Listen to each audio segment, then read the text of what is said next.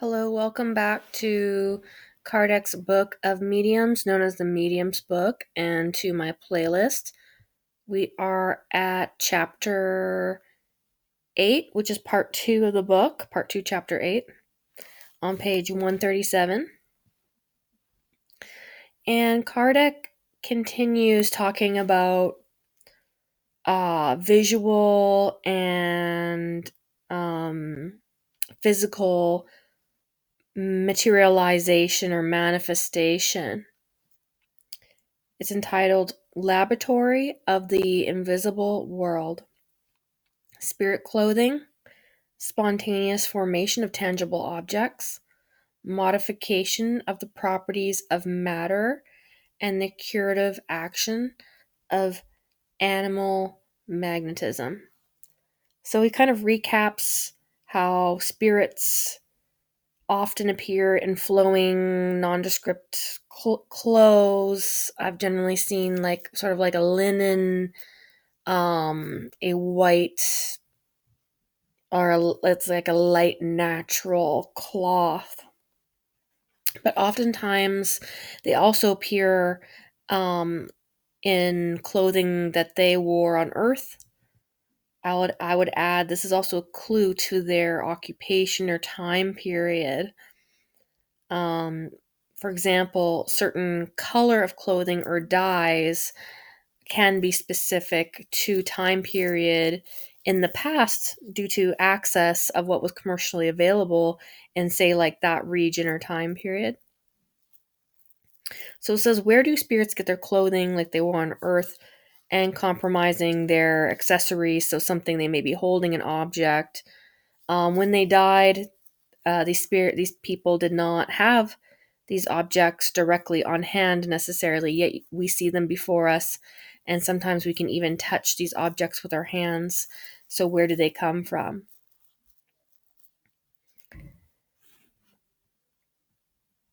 In the case of a spirit who appears with the clothing he wore in life, we may explain the appearance as a result of the action of the spirit's memory, so it forms part of their individuality.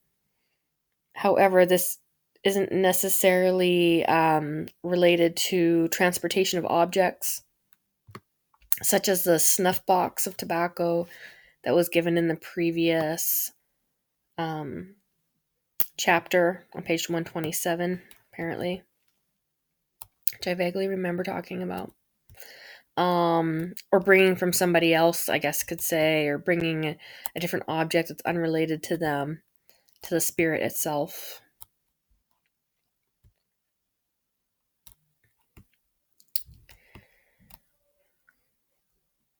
And also in that case, the materialization of the spirit was somebody who's still alive,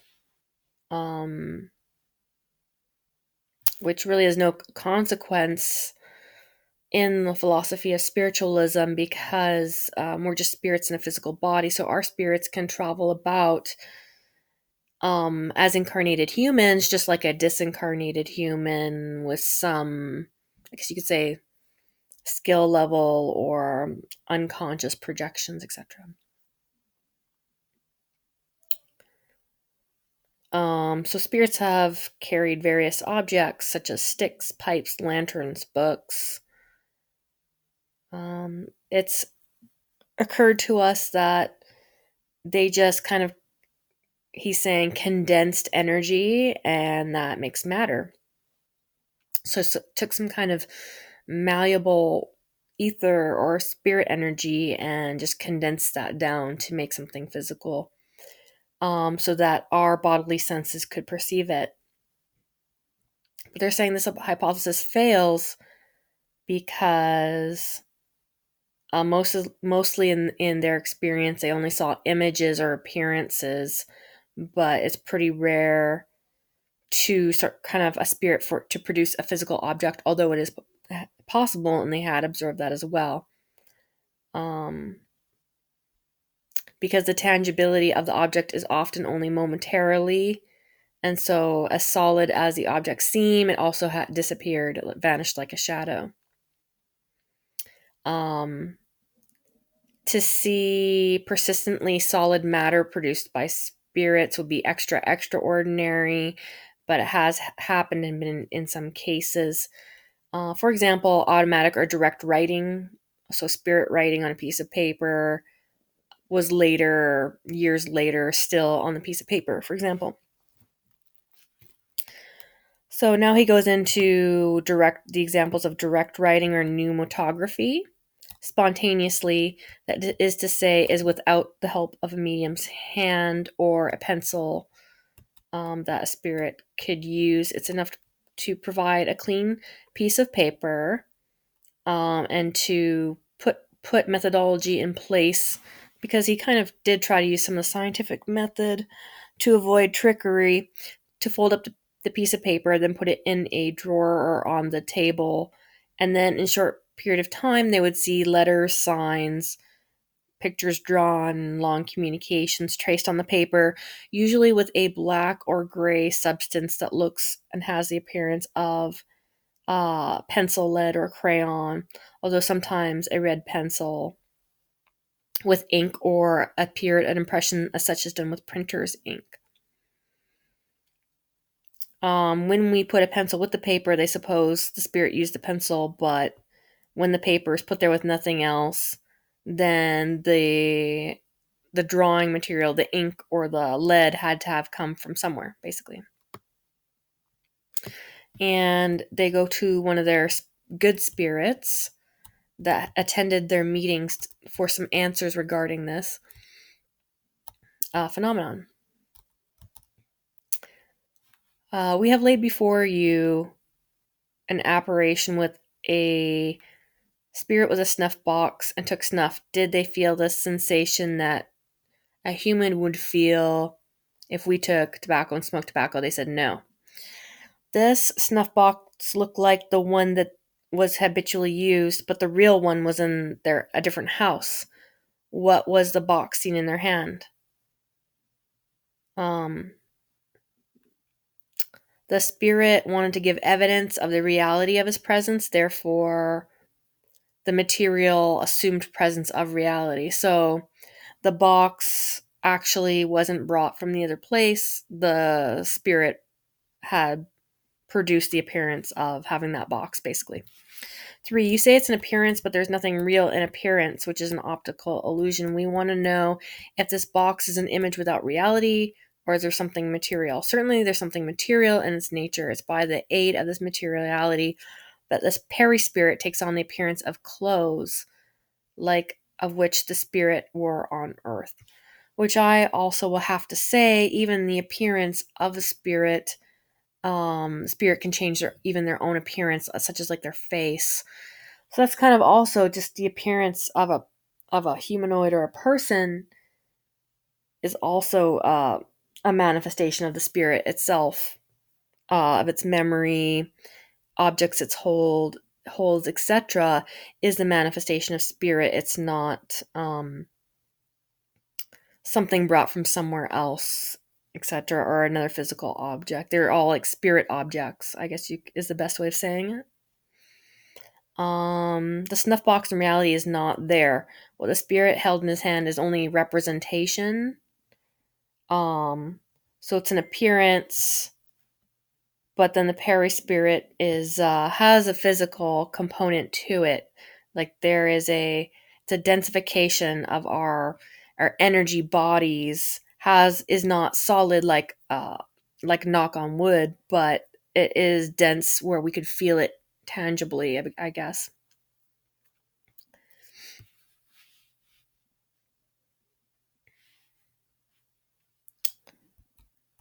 They're asking if this material has a double, so that everything on this realm has a physical, energetic component in the spiritual realm.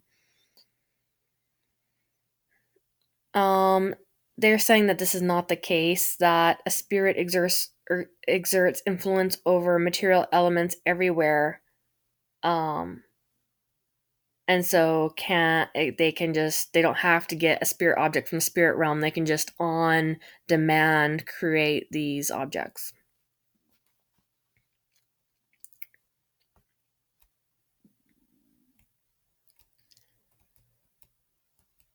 Are the clothes, are the objects real? And the spirit says, don't you know, like that basically spirit or energy is real? Um, so it's like kind of like a different reality or a non physical reality. Your explanation implies that spirits transform ethereal matter at pleasure. So the spirit did not find the box ready made, but made it himself when he wanted at the act of his will, and then he was able afterwards to unmake the object. So this can be the same in regard to objects, clothing, or appearance in regards to other spirits. Yes, basically, evidently so. The spirit gave an affirmative to that. Could the spirit have made the box tangible for the lady? Yes. Could the lady have taken the box in her hands, and would she think it was a real box? Yes. If she had opened it, she might have found tobacco in there. If she had taken a pinch, would it made her sneeze? Yes. A spirit then can not only produce a physical form, but can also give the form properties or attributes that imitate, I guess, the qualities or use of the object. Yes, if the spirit wills it. You have abundant proof of the powerful action that a spirit can exercise over matter. Um, if a spirit makes a poison and made a human swallow it, could the human be poisoned? The spirit's now saying yes, this could happen, but no spirit would be allowed, I guess, by the spiritual governing bodies, by God or spiritual laws, that no spirit would be allowed actually to make it of their own volition as a spirit. However, the next question, a spirit could make a cure for your health, and then if a human drank it, it could help cure you. Um,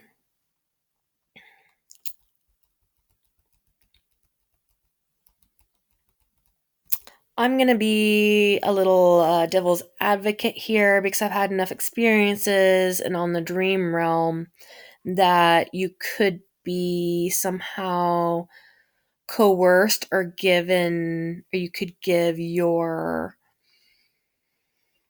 I guess, kind of in a way non-informed consent into maybe eating something not good for you, such as with myths of, like, say, fairies and eating fairy food, the whole Persephone eating a pomegranate or whatever.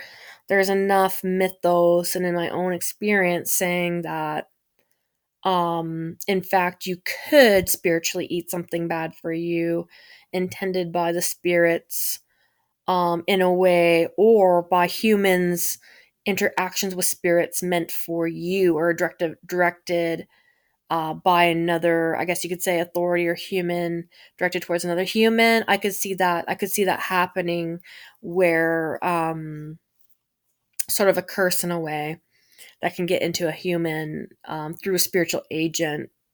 So it's kind of like how you ask questions is depends on how you're going to get an answer. But let's just say I don't totally agree with that a spirit could not produce something bad for you, and that you could not then take it and then get sick. Okay. 13.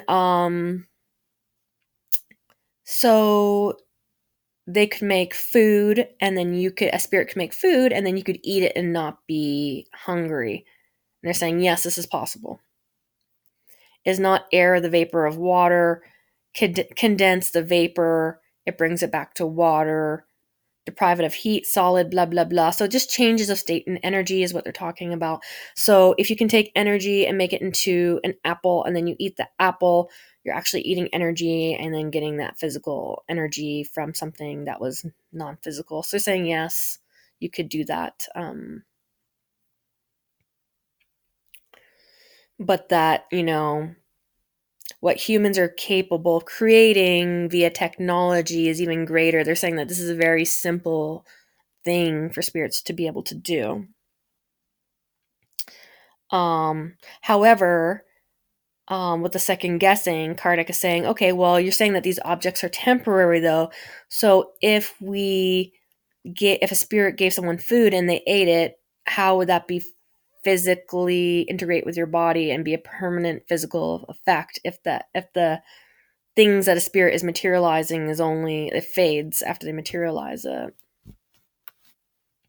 They're saying just the sensation of not being hungry would happen, but it wouldn't be like normal food per se, I guess.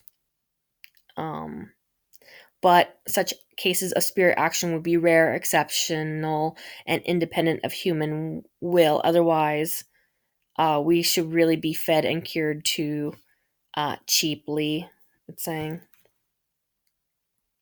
And it's just really calling into question breatharians and sanitarians and people who claim not to eat food at all. Not that we can't take in spiritual energy, prana, all that, and decrease our need for food.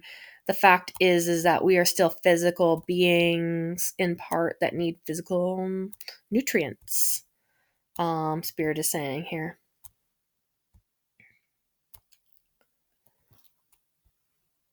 Could objects formed by spirits be tangible and be given the attributes of permanence and stability and made use by men? Saying that it's possible, but it's never done because it infringes on the laws of natural order and in the sphere of human life. So I'm kind of thinking now of like Star Trek, where they go to like all these other worlds and they're not supposed to really interfere with primitive cultures in a way, that, it interferes basically with the human experience and as being an incarnated spirit. Do all spirits possess the power of producing tangible objects to the same degree? Again, he says higher the spirit, the more easily they could do this, but also depends on circumstances, and inferior spirits sometimes have this power. Does a spirit always understand the way that they do this? No. It's often just an instinctive act that they bring something forward by their thought. If the spirit is not sufficiently enlightened, they do not understand. Kind of like breathing. We don't have to understand that we need to take a breath. We don't need to understand. It's just like an automatic function, basically. Things that our body does without us mentally understanding what we do. And a lot of times we don't even understand in our mind and our own subconscious and why we do things we do, never mind not understanding. If we don't understand how our lung tissues work, we're still going to breathe, basically. If a spirit can draw from universal element all the materials for making all sort of things, and he can give each of those things a temporary reality and properties, and can do writing, therefore, you gave us the key to the answer of phenomena of direct writing. Yes. So if the matter employed by the spirit is not permanent, how come the writing doesn't disappear? The spirit says, do not strain at words. I did not say that they're never permanent. I was speaking of more a voluminous object, but writing is merely signs that are traced and are more useful, possibly spiritual advice to be preserved, and so they are therefore preserved. That objects produced by spirits don't, so that they do not become objects of common use. There's no reason for them or aggregation of matter, such as in your solid body. So it's still not the same. A physically manifested object is still not the same as the real deal, basically, they're saying. And it's more likely for spirits to enact upon matter that's already here as well. So spirit has the power to act on matter. They draw from universal cosmic matter. According to their wishes, and the objects have appearance of other objects that already exist on Earth. So they can mimic or affect matter to give it properties. It's exercised instinctively when necessary without them having or being able to explain even how they do it. Mostly only have a temporary existence, subordinate to the spirit's will, or can unmake and make them, or at necessity or pleasure.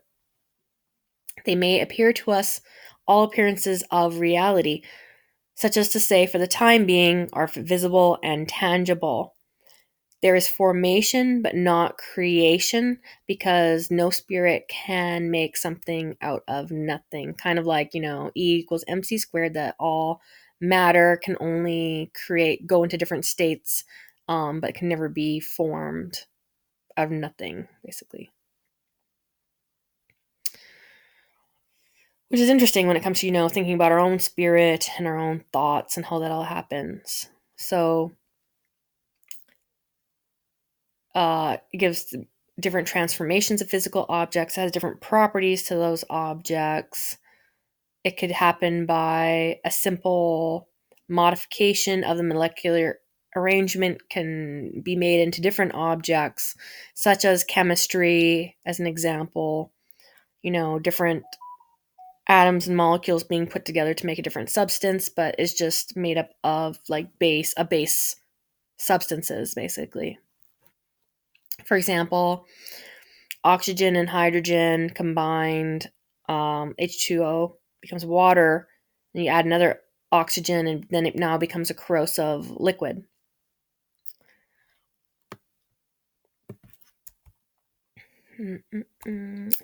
Just losing my place here. This chapter is almost done.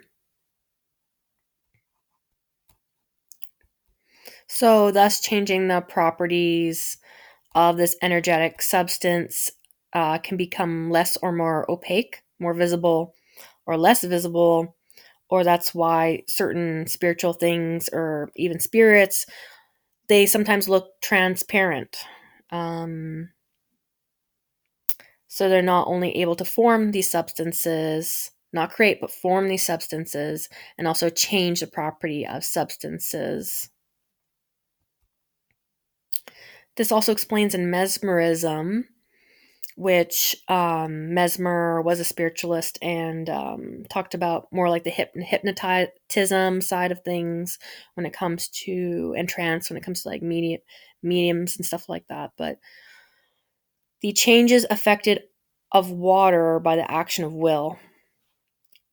That a mesmerizer who is often assisted by discarnate spirit can affect transformation of water by, for the want of a better term, a magnetic fluid which approaches nearly to cosmic matter or the universal element, which that has some, I guess, applications when it comes to Spiritismo Cruzado and our Boveda or our Mesa Blanca and the cups of water. If a mesmerizer can modify properties of water, he can also affect modification of the fluids of a human organism and thus direct the curative effect of mesmeric action when properly directed. And that's why we say like this water, such as holy water, or these different waters have healing properties to it. And then this also harkens to like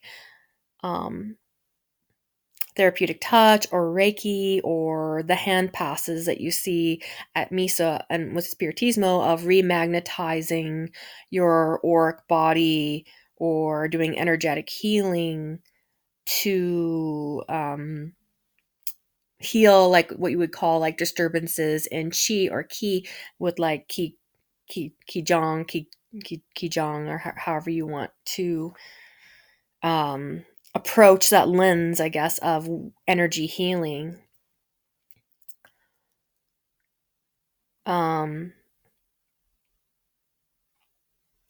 Will is an attribute of spirit of a thinking being, and so thoughts act on matter of the spirit. A spirit has a thought, and that then through energy has an effect on matter.